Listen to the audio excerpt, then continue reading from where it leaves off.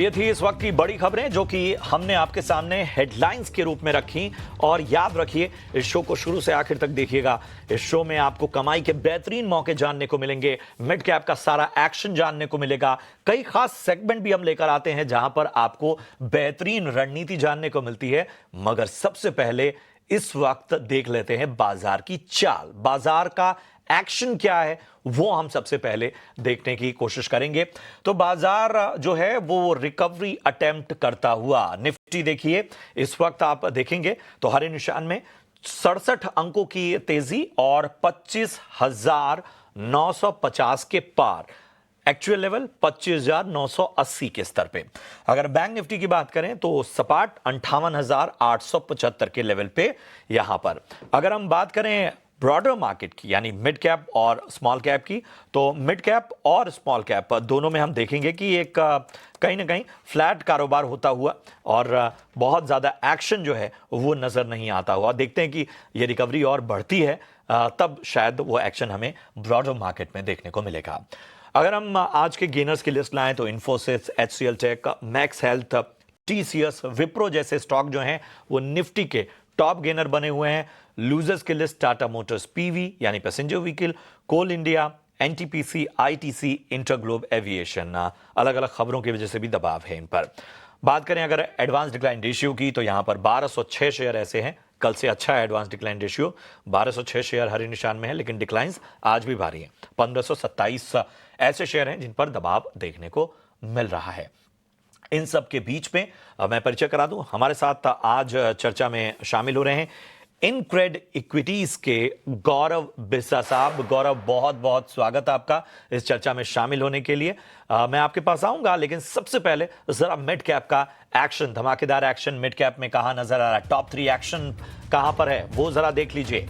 तो वारी energies IT department की छापेमारी पड़ी है, इनकम टैक्स डिपार्टमेंट ने छापा मारा है वारी एनर्जीज पर और इसका इंपैक्ट देखिए स्टॉक पर 4% गिरता हुआ। KEC इंटरनेशनल, यहां पर भी करेक्शन है। पावर ग्रिड से जो टेंडर है उसे 9 महीने की रोक का इंपैक्ट साफ तौर पर नजर आ रहा है KEC इंटरनेशनल पर 5% तक टूटता हुआ। हालांकि IT शेयरों में खरीदारी एक बार फिर लौटी है, परसिस्टेंट 3.5% तक चलता हुआ। तो ये था पूरा मिड कैप का एक्शन। बाजार का ब्यौरा भी हमने आपके सामने रख दिया। गौरव के पास चलेंगे। गौरव, हमें बताइए, बाजार ने रिकवरी तो की है, 25,980 के आसपास इस वक्त निफ्टी, बैंक निफ्टी जो है यहां पर हालांकि अभी भी लाल निशान में कारोबार हो रहा है 58,850 के पास निफ्टी और बैंक निफ्टी, और इसके अलावा मिड कैप। इन पर जरा अपनी विस्तृत राय दीजिए। गुड मॉर्निंग, आपके शो पे बुलाने के लिए काफ़ी शुक्रिया और आपके सभी दर्शकों को गुड मॉर्निंग एज वेल। देखिए, ओवरऑल अगर आप देखेंगे तो सेटअप जो है वो पॉजिटिव ही रहा है और एक रेंज है जहां पे हमको निफ्टी ट्रेड करते हुए देखने मिल रही है। तो एक काफ़ी क्लियर और एक सिंपल शॉट बन रहा है जहां पे 26,000 के आसपास स्पॉट आता है और वहां से 100 पॉइंट की डिप आ रही है।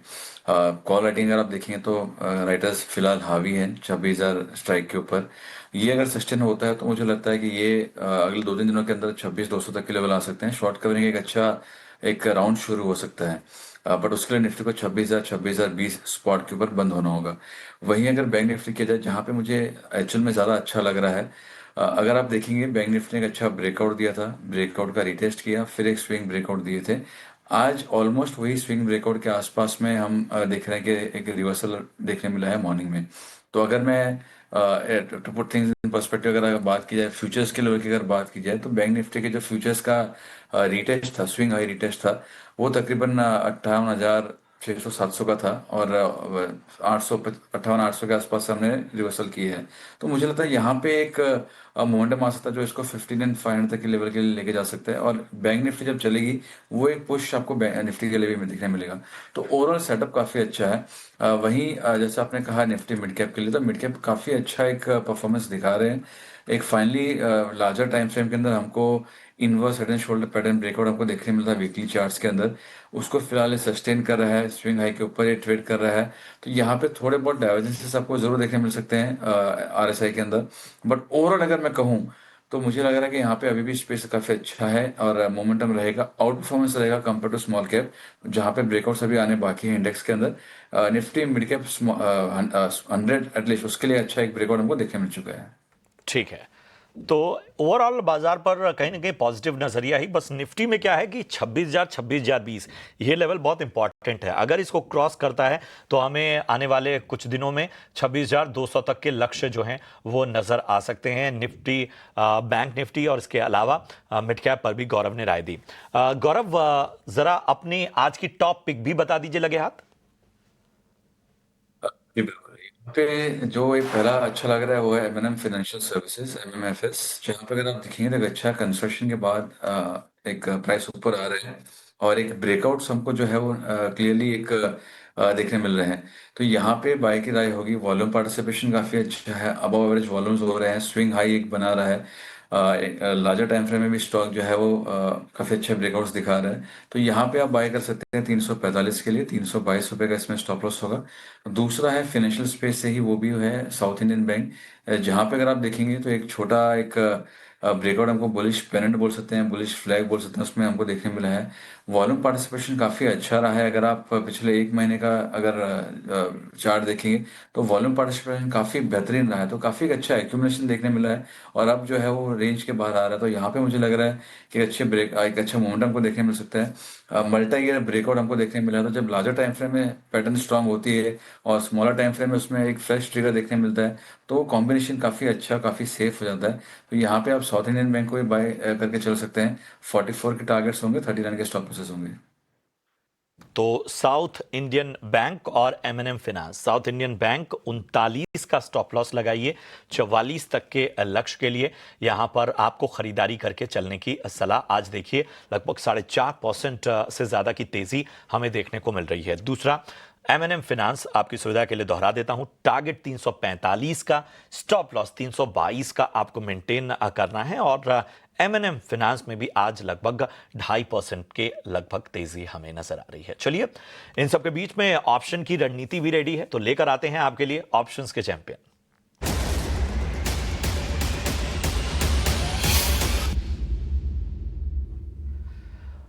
और हमारे साथ चॉइस इक्विटी ब्रोकिंग के कुणाल परार जुड़ चुके हैं। कुणाल, बहुत बहुत स्वागत आपका, और हमें बताइए आज ऑप्शन की रणनीति आपके हक से क्या होगी। Good morning. वेल, आज अगर मैं ऑप्शन रणनीति की बात करूं तो हिंदुस्तान यूनिलीवर पे फिलहाल आज फोकस है। बहुत ही बढ़िया मोमेंटम आज एचयूएल में हमें देखने को मिल रही है स्टॉक स्पेसिफिक। आप देखिए पिछले कई दिनों से स्टॉक का एक रेंज बाउंड मोमेंटम में था, वही रेंज बाउंड मोमेंटम का आज हमें ब्रेकआउट देखते हुए स्टॉक में मिला है। सो इसी के बेस पे हम यहाँ पे हिंदुस्तान यूनिलीवर का 2420 का जो कॉल ऑप्शन है, जो तकरीबन 32 के अराउंड, वो यहाँ पे खरीदारी करके चलने की सलाह देंगे। 18 रुपए का हमारा यहाँ पे ऐसे होगा। टारगेट की बात करें तो 43 का पहला टारगेट एंड वो ब्रेक होता है तो 61 का दूसरा टारगेट भी हमें यहाँ पे देखने को मिल सकता है। अगर मैं मैक्स लॉस की बात करूं तो 4,245 का हमें यहाँ पे मैक्स लॉस होते हुए देखने को मिल सकता है। टारगेट की बात करूं तो 8,655 का टारगेट प्रॉफिट हमें यहाँ पे होते हुए देखने को मिल सकता है। सो एक्चुअल का 2420 का कॉल ऑप्शन यहाँ पे खरीदारी करके चलने की सलाह रहेगी। शुक्रिया करेंगे कुणाल आपका। एचयूएल 2420 की कॉल आपको खरीदनी है 3200 रुपए के आसपास के प्रीमियम पे, लक्ष्य 43 का, स्टॉप लॉस 18 रुपए का यहां पर मेंटेन करना है। अधिकतम मुनाफा 8,650 तक का और नुकसान 4,245 तक के नजर आ सकते हैं। लेकिन इसके साथ ही आपके सामने लेकर आते हैं सेबी का स्टैंडर्ड रिस्क डिस्क्लोजर, जो बताता है कि फ्यूचर और ऑप्शन ट्रेडिंग में 10 में से 9 लोग यानी 90% लोग पैसे गवाते हैं, 90% लोगों को नुकसान होता है। सोच समझकर ट्रेडिंग इनिशिएट करें और अपने फाइनेंशियल एडवाइजर सलाह देख रहे हैं आप। और बहुत सारा एक्शन हमने पहले हाफ में आपको कहीं ना कहीं बताया, और अब चलिए बढ़ते हैं आगे और देखते हैं कि आखिर एक्शन और कहां कहां नजर आ रहा है। मिड कैप में तेजी वाले यानी मिड कैप में टॉप गेनर्स कौन कौन से स्टॉक हैं, जरा उसकी लिस्ट सामने आपके लेकर आते हैं। तो आप देख पा रहे हैं साफ तौर पर एंड्योरेंस टेक, यहां पर लगभग 4% की तेजी हमें देखने को मिल रही है। सोना बीएलडब्ल्यू लगभग 3.5%, ये भी मजबूत होता हुआ। एम्फेसिस आज फिर हमें तेजी देखने को मिल रही है, लगभग 2% इस वक्त मजबूत एम्फेसिस का शेयर। भारत फोर्ज की अगर हम बात करें तो यहां पर 2% से ज्यादा की तेजी नजर आ रही है। तो गौरव के पास चलते हैं, उनसे बेहतर नजरिया मिलेगा। गौरव, 4 स्टॉक्स के मैंने नाम लिए, आपको लगता है कि इनमें से कहीं बेहतर जो है उस तेजी की सवारी की जा सकती है? एंड्योरेंस टेक, सोना बीएलडब्ल्यू, एम्फेसिस और भारत फोर्ज, इन चारों में से पिक कीजिए। देखिए, जो अपने शेयर की इसमें जो मुझे अच्छा लग रहा है, जो स्टैंड आउट लग रहा है, वो मुझे भारत फोर्ज लग रहा है। यहाँ पे अगर आप देखेंगे तो यहाँ पे भी एक छोटा सा एक बुलिश फ्लैग दिख रहा है। यहाँ पे एक स्विंग हाई ब्रेकआउट का भी एक पैटर्न दिख रहा है। तो मुझे यहाँ पे जो अच्छा लग रहा है वो रहेगा भारत फोर्ज। सोना कॉम्स की जैसे बात की जाए तो यहाँ पे एक फेस था जहाँ पे अंडर परफॉर्मेंस था। अब स्टॉक जो है उसके बाहर आ रहा है। यहाँ पे स्विंग हाई ब्रेकआउट्स हैं थोड़े ऊपर में, मे बी 506 507 के ऊपर सस्टेन अगर होता है तो यहाँ पे भी 4-5% मिल सकता है। ओवरऑल मुझे सोना कॉम जो है वो लार्जर पर्सपेक्टिव से अच्छा लग रहा है। भारत का परफॉर्मेंस का मुझे जो अच्छी चीजें लग रही है कि सभी time frames, short term, medium term, long term, सभी में वो मुझे काफी बेहतरीन लग रहा है। तो जो आपने 4 स्टॉक के नाम लिए, तो मेरे पैकिंग ऑर्डर में सबसे पहले भारत फोर्ज होगा, फिर सोना कॉम्स होगा। ठीक है, तो सोना कॉमस्टार और भारत फोर्ज, पहले जो प्रायोरिटी है वो भारत फोर्ज की है। सोना कॉमस्टार जो है वो थोड़ा लार्जर पर्सपेक्टिव के हिसाब से गौरव को पसंद आता हुआ। चलिए, इन सब के बीच में अब गिरावट कहाँ है और क्या किसी तरह के करेक्शन में मौका बन रहा है, इसको भी हम समझने की कोशिश करेंगे। तो मिड कैप के लूजर स्टॉक्स आपके सामने आप सिलसिलेवार ढंग से देख रहे हैं। वारी एनर्जीज, खबर जो रही है वो आईटी डिपार्टमेंट यानी इनकम टैक्स डिपार्टमेंट, आयकर विभाग ने जो छापा मारा है उसकी वजह से स्टॉक लगभग 4% टूटता हुआ। यूनाइटेड ब्रूवरीज, यहां पर हमें मुनाफा वसूली देखने को मिल रही है, लगभग 1.5% टूटता हुआ। New India assurance, insurance sector का दिग्गज प्लेयर, और यहां पर भी हमें लगभग यूनाइटेड ब्रूवरीज के लेवल के आसपास ही मुनाफा वसूली दिख रही है। तो इन तीनों स्टॉक्स पर जरा राय लेंगे। अपोलो टायर्स भी फ्लैट कारोबार करता हुआ। तो गौरव बताइए, करेक्शन में कहीं मौका, Waaree Energies, United Breweries, New India Assurance या अपोलो टायर? देखिए, अपोलो टायर काफी स्टेबल है, मल्टीपल ब्रेकआउट्स इसमें थे। एज अ डिस्क्लेमर, हम अपने क्लाइंट्स को थोड़ा लॉन्ग टर्म के लिए इसमें व्यू भी दिया है बुलिश।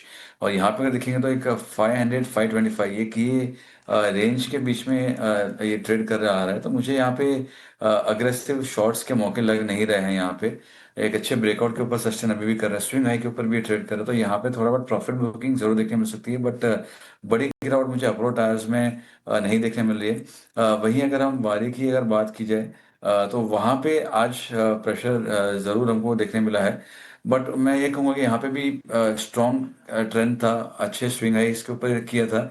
रनअप के बाद में प्रॉफिट बुकिंग है। अभी प्रॉफिट बुकिंग जो है वो एक इवेंट की वजह से हुआ है। ये इवेंट भी हो सकता था, ये एक नॉर्मल प्रॉफिट बुकिंग भी हो सकती थी। बट 4 से मुझे यहाँ पे कोई ऐसा पैनिक सॉर्ट ऑफ यहाँ पे फिलहाल लग नहीं रहा है। तो ये है राय आपको मिलती हुई वारी और अपोलो टायर्स पे। चलिए, अब बढ़ते हैं अपने खास सेगमेंट मिड कैप के महारथी की ओर।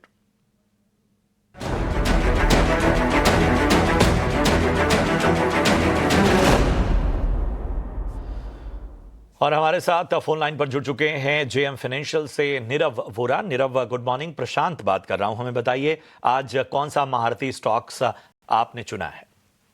जी good morning Prashant ji, good morning सारे दर्शकों को। तो आज का जो मेरा मिड कैप का पिक है वो है एम्फोसिस, आईटी स्पेस से, मिड कैप आईटी स्पेस से। तो बेसिकली अगर हम देखें तो करीबन 2707 का भाव चल रहा है। हम 3100 का एक टारगेट देख रहे हैं 8 से 12 महीनों के लिए, 15% का एक अपसाइड। इसके 2-3 कारण है। सबसे पहले तो ये स्टॉक करीबन 11% से गिरा है लास्ट 2 महीनों में, क्योंकि एक ब्लॉक एक्सपेक्टेड था एंड ये ब्लॉक हो चुका है।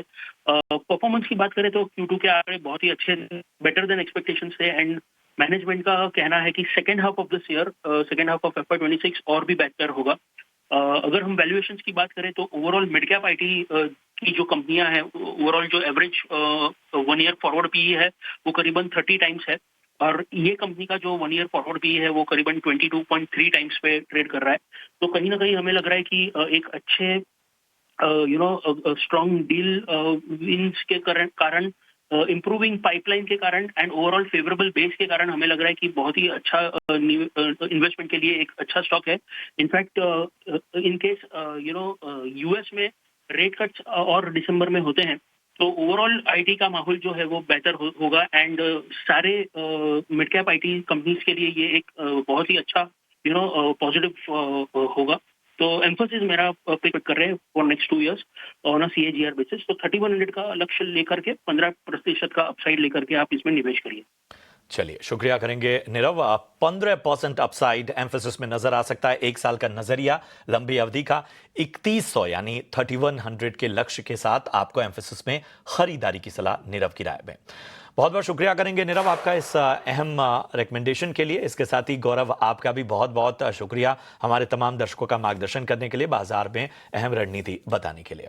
इसी के साथ मिड कैप मसाला में मुझे दीजिए इजाजत, लेकिन ब्रेक के उस पार ET Now स्वदेश पर एक्शन जारी रहेगा। कॉमोडिटी का एक्शन लेकर आएंगे मेरे सहयोगी विश्व मोहन। नमस्कार।